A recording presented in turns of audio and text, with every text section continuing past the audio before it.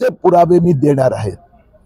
पोलिसांनी आतापर्यंत 14 लोकांवर गुन्हे दाखल केले आहेत, दोघांची अटक झाली आहे, बाकी त्यांची चौकशी सुरू आहे। यात काही एजंट इन्व्हॉल्व आहेत, काही वकील इन्व्हॉल्व आहेत, त्यांची पण चौकशी सुरू झालेली आहे। आज सकाळी मी अंजनगाव सुरजीला पण तक्रार दिली, तिथेही FIR चा प्रोसेस प्रक्रिया सुरू झाली आहे।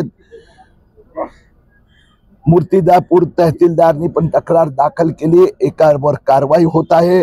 मालेगाव मध्ये ऑलरेडी FIR आणि कारवाई सुरू आहे। देवेंद्र फडणवीस सरकारने सगळ्या पोलीस आणि जिल्हाधिकाऱ्यांना स्पष्ट आदेश दिले आहेत की जे 2,23,000 अर्ज 2024 मध्ये आले आहेत त्या सगळ्यांचा फॉरेन्सिक ऑडिट केलं जाणार। अकोलामध्ये पण फॉरेन्सिक ऑडिटचा पुढच्या आठवड्यात प्रारंभ होणार। किती अर्ज आले होते आणि किती तक्रारी किती केल्या?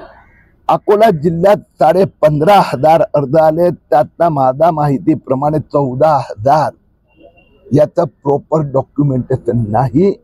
किमान 1000 लोकांवर कारवाई अभिप्रेत आहे। अकोल्यात कोणासाठी कारवाईची मागणी केली तुम्ही?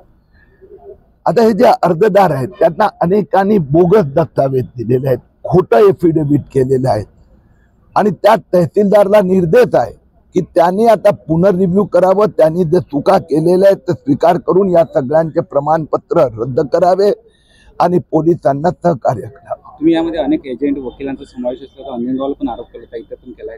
हा, इथे सुरू झालं ना, 2 एजंट वर कारवाई सुरू झाली। हे सर्व पुरावे केंद्राकडे तुम्ही देणार आहे? वास्तव मध्ये राज्य सरकार आणि पोलीस कारवाई करीत आहेत, म्हणून केंद्राकडे फक्त मी एक नोट देणार आहे। सोमवारी दिल्लीला जाणार आहेत। हे महाराष्ट्रात आम्ही वेळेत पकडलं ते 79,000 सर्टिफिकेट थांबवले आणि 1,23,000चा रिव्ह्यू करण्याची सुरुवात केली।